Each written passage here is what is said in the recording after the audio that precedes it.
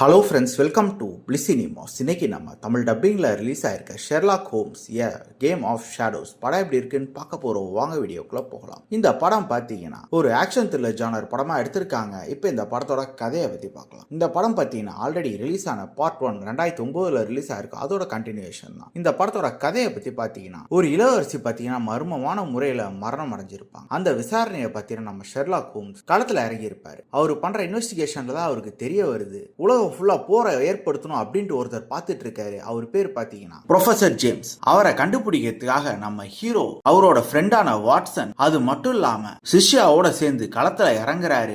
அதுக்கப்புறம் என்னதான் ஆச்சு அப்படின்றது தான் இந்த படத்தோட மொத்த கதையே. இப்ப இந்த படத்தோட பாசிட்டிவ் பத்தி பார்க்கலாம். பாசிட்டிவ் கண்டிப்பா பார்ட் 1 விட இந்த படத்தை நல்லா செலவு பண்ணி எடுத்திருக்காங்க. அது ஸ்கிரீன்ல நமக்கு சூப்பராகவே தெரியுது. அது மட்டும் இல்லாம ஒரு சூப்பரான ஒரு ஸ்கிரீன் பிளே எழுதி எடுத்திருக்காங்கன்னே சொல்லலாம். படத்துல வர ஒவ்வொரு ஆக்ஷன் போர்ஷன்ஸுமே ரொம்பவே ஸ்டைலிஷ் எடுத்திருக்காங்க. அது மட்டும் இல்லாம அங்கங்க காமெடி கலந்து எடுத்திருக்கிறதெல்லாம் பார்க்கறதுக்கு நல்லாவே இருந்தது. அதையும் தாண்டி நம்ம ராபர்ட்டோட பெர்ஃபார்மன்ஸ் மறுபடியும் ஷெர்லாக் ஹோம்ஸா ஒரு அசத்தலான ஒரு பெர்ஃபார்மன்ஸே கொடுத்திருக்காரு. அதே மாதிரி ஒவ்வொருத்தர் கேரக்டருமே நீட்டா எழுதி எடுத்திருக்காங்க. குறிப்பா ஜூட் லாவோட கேரக்டரா இருக்கட்டும், இன்னும் பல பேரோட கேரக்டர் நீட்டாவே எழுதி எடுத்திருக்காங்கன்னு சொல்லலாம். அதே மாதிரி வில்லன் கேரக்டர் சூப்பரா எழுதி எடுத்திருக்காங்க. அதுக்கேற்ற மாதிரி அவர் பக்காவான ஒரு பெர்ஃபார்மன்ஸே கொடுத்திருக்காரு. அதே மாதிரி படத்தோட எண்ட்ல வர ஒரு மைண்ட் கேம் சம்பந்தப்பட்ட காட்சிகளும் பார்க்கறதுக்கு இன்ட்ரெஸ்டிங்காவே இருந்ததுன்னு சொல்லலாம். இந்த படத்தோட டெக்னிக்கலியும் படம் பயங்கர சவுண்டா இருக்கு. அது எல்லா ஆஸ்பெக்ட்ஸ்லயுமே சினிமாட்டோகிராஃபி, சவுண்ட் எஃபெக்ட்ஸ், பிஜிஎம் எல்லாமே. இந்த படத்தோட நெகட்டிவ் பத்தி பார்த்தீங்கன்னா ஒரு சில இடங்கள்ல பெருசா நமக்கு அதோட எமோஷன் நம்ம கனெக்ட் ஆகலன்னு சொல்லலாம். அது மட்டும் இல்லாம ரொம்ப வேகமா ஸ்கிரீன் பிளே போயிட்டே இருக்கு. அது ஒரு சிலருக்கு